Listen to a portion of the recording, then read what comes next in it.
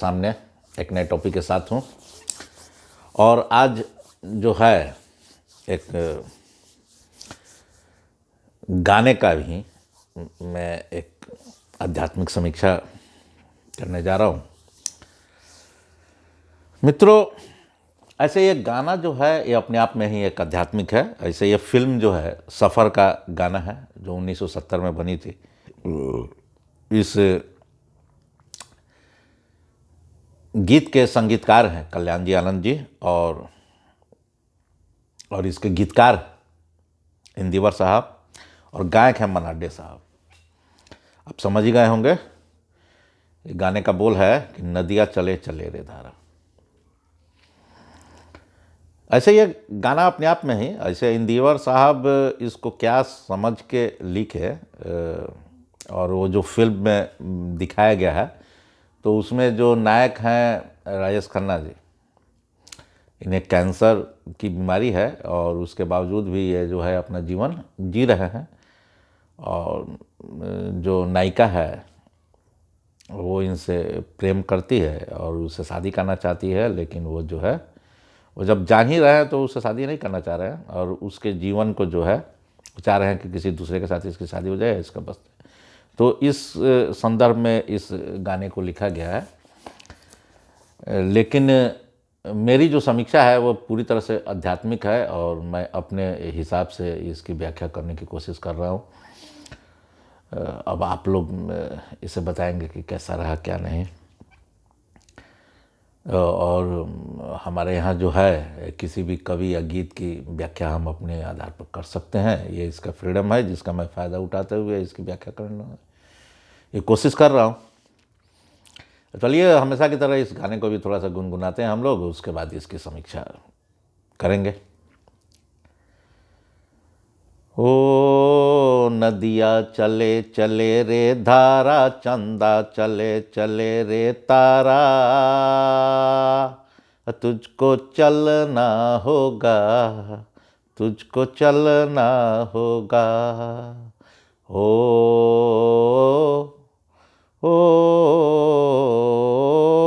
जीवन कहीं भी ठहरता नहीं है, जीवन कहीं भी ठहरता नहीं है। आंधी से तूफान से डरता नहीं है। तू न चलेगा तो चल देंगी राहें, तू न चलेगा तो चल देंगी राहें। मंजिल को तरसेंगी तेरी निगाहें, तुझको चलना होगा, तुझको चलना होगा। ओ नदिया चले चले रे धारा, चंदा चले चले रे तारा, तुझको चलना होगा, तुझको चलना होगा। अब आप इस गाने का लाइन सुन के आपको लग रहा होगा कि हाँ कि भाई कि इसमें क्या ये बताना चाह रहे हैं कि इस संसार में, इस जगत में, इस भौतिक संसार में हम जो कुछ भी हमें आँख से दिख रहा है वो सब गतिशील है, परिवर्तनशील है, सब चल रहे हैं। चाहे वो नदी हो, धारा हो, सूरज हो, चांद हो, तारे हों, जो कुछ भी हम लोग देख रहे हैं या पृथ्वी ही है वो भी चल रही है। कोई भी स्थिर नहीं है, सब परिवर्तनशील है। अगर वो एक जगह आपको लग रहा है कि यह स्थिर है तो भी वो स्थिर नहीं है, वो उसमें परिवर्तन हो रहा है। जो आप एक क्षण पहले जिस चीज़ को देखें वो दूसरे पल अब वो चीज़ नहीं है, वो बदल चुकी है। तो इसमें बताया जा रहा है कि जीवन जो है कहीं पर ठहरता नहीं है। प्रकृति की ही तरह जीवन भी है, वो तो प्रकृति का एक अंग है। हमारा जो जीवन है वो प्रकृति का ही अंग है। तो प्रकृति ही परिवर्तनशील है, हमेशा परिवर्तित हो रही है, हमेशा चल रही है। तो हमारा जीवन भी हर क्षण बदल रहा है और ये हमेशा चल रहा है, माने ये गतिशील है। ये जो है आंधी आए तूफान आए, इससे इसका कोई फर्क नहीं पड़ने वाला है। अब यहाँ पर हम पहले भी बात कर चुके हैं कि हमारा जो संसार है, हमारी जो देखने का जो नज़रिया है, वही हमारा संसार है।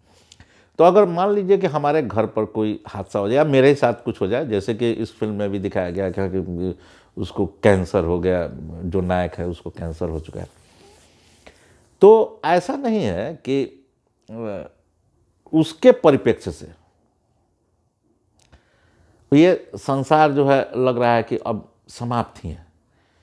लेकिन आप किसी दूसरे के नज़र से देखें जो एक स्वस्थ है और वो किसी से शादी करने जा रहा है, तो उसको तो लगेगा कि हाँ, कि अभी हमारा जीवन माने प्रारंभ भी ही होने जा रहा है, अभी स्टार्ट ही होने जा रहा है। तो उसके लिए वो दुनिया अलग है, जबकि दुनिया एट ईज है, मतलब कि वो जैसा है वैसा है, वो चल रही है। लेकिन मेरे परिप्रेक्ष्य से उसको हम अलग तरीके से देख रहे हैं और दूसरा अपने दृष्टि से उसको अलग तरीके से देख रहे हैं। तो ये जो है, हम जो समझ रहे हैं कि मेरे साथ कुछ परेशानी हो गई, तो मेरे साथ परेशानी हो गई, तो हमारे लिए लग रहा है कि हाँ, कि ये जो संसार है ये पूरी तरह से जो है ये बदल चुका।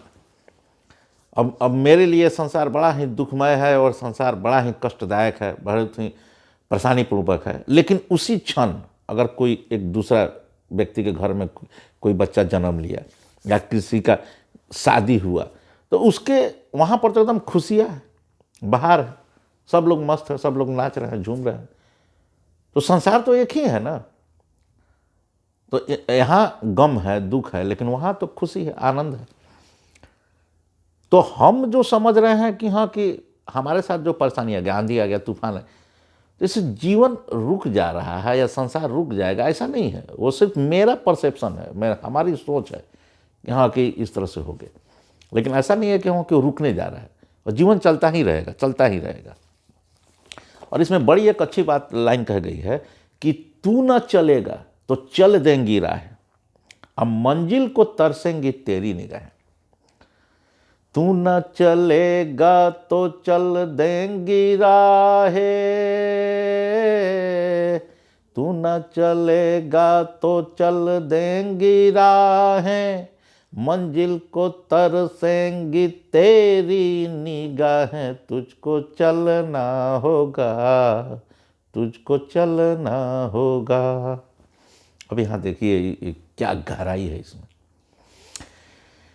कि हमारे यहाँ हमारे ऊपर कुछ विपदा आ गई, हमारे ऊपर परेशानी आ गई, तो हम जीवन से थक गए, हार गए, निराश हो गए, हमें कुछ करने की इच्छा नहीं हो रही। तो नहीं करने की इच्छा हो रही है तो हमारे आसपास या हमारे साथ जिनका जीवन है वो क्या रुकने जा रहा है? वो तो चलते ही रहेंगे, वो चलते ही रहेंगे। अब देख लीजिए कि किसी के भी घर में अगर किसी, अब मृत्यु से बड़ा तो कोई विपदा तो हो नहीं सकती है। अब किसी के एकदम अपने अजीज, या उसके माँ हो, पिता हो, या उसके पति या पत्नी हो, या उसके बच्चे हों, कोई भी अगर छोड़ के चला जा रहा है तो उससे ज़्यादा तो समस्या किसी को आएगी नहीं। लेकिन आप क्या देख रहे हैं कि बाकी जो लोग फिर उसके आसपास हैं, सबका जीवन एक गति से चल रहा है, वो कहीं रुकने वाला नहीं है। तो अगर हम नहीं भी चल रहे हैं तो जीवन अपने गति से वो चलता रहेगा, वो राहें ही चल देगी, कोई काम रुकेगा? अगर मान लीजिए कि आप कहीं नौकरी कर रहे हैं तो नौकरी कर रहे हैं तो ना आपका ऑफिस रुकने जा रहा है, ना आपका बॉस रुकने जा रहा है, ना कंपनी रुकने जा रहा है, ना वो संस्था रुकने जा रही है, सब चल रही है। आपके जाने न जाने से उसे कोई फर्क नहीं पड़ेगा। और उसके बाद आप क्या देखिएगा? बाद में देखिएगा कि देखिए हम छोड़ दिया, बाकी तो सब चल ही रहा है। तो उस समय आप तरसिएगा कि काश मैं भी मतलब इसमें शरीक रहता तो कितना अच्छा होता। तो यह एक प्रेरणादायक गीत है, बहुत ही मोटिवेशनल है कि हाँ, कि ये जीवन जो है वो अपने गति से चल रहा है। कितना भी समस्या आए, आंधी आए, तूफान आए, इससे आपको घबराना नहीं। जो होना है वो तो हो के रहेगा, और जो हो गया उसको तो अब हम बदल नहीं सकते हैं। हाँ, बस अब हम अपने जीवन को कैसे चलाएं यही मेरे हाथ में है, और इसको हम सही तरीक़े से चलाते रहेंगे, क्योंकि चलना ही ज़िंदगी है। बहुत सारे गीत हैं और भी गीत हैं इसी फिल्म में, सफ़र में ही बहुत अच्छे अच्छे गीत हैं और बहुत ही मतलब आध्यात्मिक और दार्शनिक गीत हैं। कभी इस पर भी चर्चा होगी। अब आगे का इसका लाइन देखेंगे। पार हुआ वो रहा वो सफ़र में, पार हुआ वो रहा जो सफ़र में, ओ पार हुआ जो रहा वो सफ़र में, जो भी रुका फिर गया वो भंवर में, नाव तो क्या बह जाए किनारा,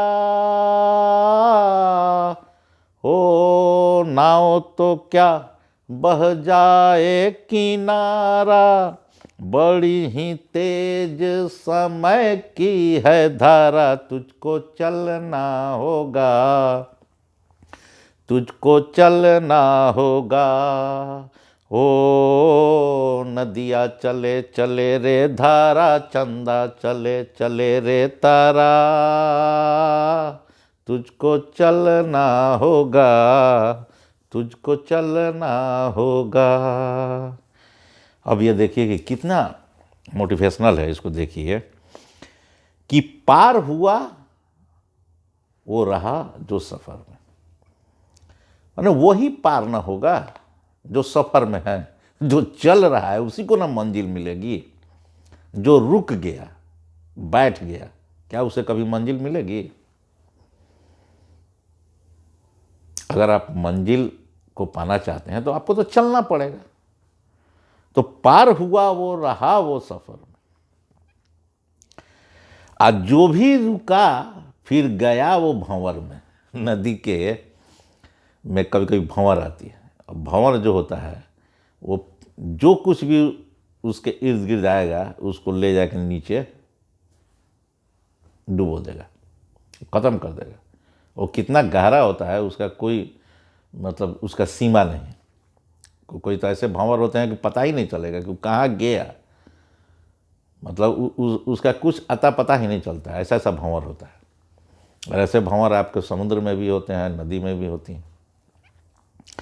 तो जो भी रुका गया वो भंवर में। अगर आप चल रहे हैं और भंवर कहीं फंसा हुआ तो आप बढ़ते जा रहे हैं, दूसरे साइड से अपना निकलते चले जाएंगे तो आपको भंवर का कोई तो जो रुकावट है उससे तो आपको कोई परेशानी होगी नहीं, क्योंकि आप साइड से अपना निकल गए। लेकिन अगर आप रुके बस तो खींच लेगा, तो भंवर आपको खींच लेगा। क्योंकि क्या है कि यह जो समय की गति है, जो समय है वो किसी का इंतजार नहीं करता है। वो एकदम बेरहम है। इसमें न माया है, न मोह है, न लोभ है। ये अपने गति से चल रही है और ये चलती रहेगी। यही संसार है, यही ब्रह्म है, तो चल रहा है। अब इसको आपको जो नाम देना है दीजिए, क्योंकि समय जो है वो एक, इसको ना आइंस्टीन पता कर पाए हैं, और टाइम और स्पेस, इसके बारे में कुछ भी कहना वो संभव नहीं कि स्पेस क्या है और टाइम क्या है। यह ठीक उसी तरह से है जैसे कि परमात्मा। ये परमात्मा क्या है इसको कोई शब्दों में बयान नहीं कर सकता है। उसी तरह से टाइम स्पेस ये क्या है? यह निरपेक्ष चीज़ ही नहीं है। टाइम और स्पेस सापेक्ष हैं। तो जो सापेक्ष है, जो सापेक्ष है तो उसके बारे में आप क्या कहेंगे? वो तो परिस्थिति जैसी होगी उसके अकॉर्डिंग उसका अर्थ निकलेगा। अब समय है तो समय मेरे लिए एक अभी इसी समय हो सकता है कि परिस्थितियां मेरे अनुकूल हैं तो मेरा समय जो है बहुत अच्छा है इसी समय। लेकिन इसी समय किसी की परिस्थिति प्रतिकूल है उसके जीवन में तो उसका समय तो गड़बड़, लेकिन है तो एक ही समय में, एक ही टाइम में। तो उस समय को हम कैसे कह सकते हैं कि हाँ कि समय अच्छा है तो सबके लिए अच्छा है? कैसे अच्छा है? मेरा समय जो है वो मेरे सापेक्ष है, मेरी परिस्थितियों के सापेक्ष है। दूसरे का समय दूसरे की परिस्थितियों के सापेक्ष है। हाँ, लेकिन जो भी है वो समय किसी का इंतजार नहीं कर सकता है। अगर मेरे अनुकूल है तो भी यह समय जाएगा, और मेरे प्रतिकूल है तो भी यह समय जाएगा। समय रुक नहीं सकता है, समय चलता रहेगा। ये इसकी खासियत है, ये इसका क्वालिटी है, ये इसका गुण है कि समय कभी रुकता नहीं है, समय किसी का इंतजार नहीं करेगा। समय एकदम बेरहम है, कोई इसके अंदर रहम नहीं है, ये अपने गति से चलेगा। तो इसमें क्या कह रहा है कि पार हुआ वो रहा जो सफ़र में, और जो भी रुका फिर गया वो भंवर में, और नाव तो क्या बह जाए किनारा, बड़ी ही तेज है समय की धारा। समय की धारा ऐसी है कि नाव को तो छोड़ दीजिए, ऐसा भी समय आता है कि जब नदी में बाढ़ आ जाएगी तो क्या होगा, जो किनारा है वो बचेगा, वो किनारा तोड़ के जो है नदी की बहाव जो है फैल जाती है चारों तरफ, तो जो किनारा है वो भी उसको नहीं रोक पाएगा। तो आज आप एक दुख के लिए रो रहे हैं, अपने जीवन के सफ़र को रोक रहे हैं, लेकिन हो सकता है कि कभी इससे भी बड़ा आप ही नहीं रहे, आप ही खत्म। अब बोलिए अब क्या होगा, पूरा समाप्त। तो ये जो समय की जो धारा है इससे कोई पार नहीं पा सकता है। उसमें नाव क्या, किनारा ही का ठिकाना नहीं है कि किनारा रहेगा कि नहीं रहेगा। इसलिए हमें क्या करना चाहिए कि हमेशा एक तटस्थ भाव से अपने जीवन को जीना चाहिए। इसमें ना कभी बहुत ज़्यादा, अगर आपके अनुकूल समय है या तो इतना नहीं आप खुश हो जाइए, इतना ना मस्त हो जाइए कि अब दूसरे किसी की परवाह ही नहीं कर रहे, और ना आपके प्रतिकूल अगर समय हो गया तो इतना ना दुखी हो जाइए, इतना ना अपने को दूसरों से काट लीजिए कि बस आप एक बंद बनकर रह गए, अपने आप को ही कैद कर लिए। तो ये दोनों ही अतिरेक से हमें बचना चाहिए, और एक तटस्थ, एक समभाव के साथ जीवन जीना चाहिए। चलिए अच्छा है तो दूसरों के साथ भी उसको बांट ले, और गम है तो अपने अंदर ही उसको रख ले, और एज यूजुअल जीने का कोशिश करें, माने जहाँ तक हो सके। ऐसा नहीं है कि हाँ कि किसी के पर विपत्ति आएगी तो कोई प्रभाव नहीं पड़ेगा, प्रभाव तो पड़ेगा, लेकिन उसको अधिक से अधिक अपने अंदर ही अपने जज्बातों को रखें, और उससे अपने जीवन में किसी प्रकार का प्रभाव न पड़ने दें। तो ये मैसेज है इस गाने का। हम चाहेंगे कि हाँ कि ये गाना जो है आप लोग सुने, और यह सभी के लिए है, मतलब गम में भी खुशी में भी एक समभाव की स्थिति पैदा करने के लिए गाना बड़ा ही सुंदर गाना है। अब मनाडे साहब की आवाज़ है तो क्या पूछना है, और गीतकार इंदिवर साहब हैं। इस फिल्म के कहानी के अनुसार तो उन्होंने इस गाने को बड़ा ही अच्छा तरीके से लिखा है, और मैं चाहूँगा कि मेरे इस वीडियो के डिस्क्रिप्शन में इसका लिंक दिया हुआ है, आप इसके ओरिजिनल गाने को और जो इसके गायक हैं उनके आवाज़ में आप सुने, और भी बड़ा मज़ा आएगा आपको। धन्यवाद, मिलते हैं फिर अगले वीडियो में। धन्यवाद। अगर मेरा यह वीडियो आपको ठीक लगा तो आप इसे लाइक करें, कमेंट करें, और लोगों को शेयर करें, मेरे चैनल को सब्सक्राइब करें। धन्यवाद, मिलते हैं फिर अगले वीडियो।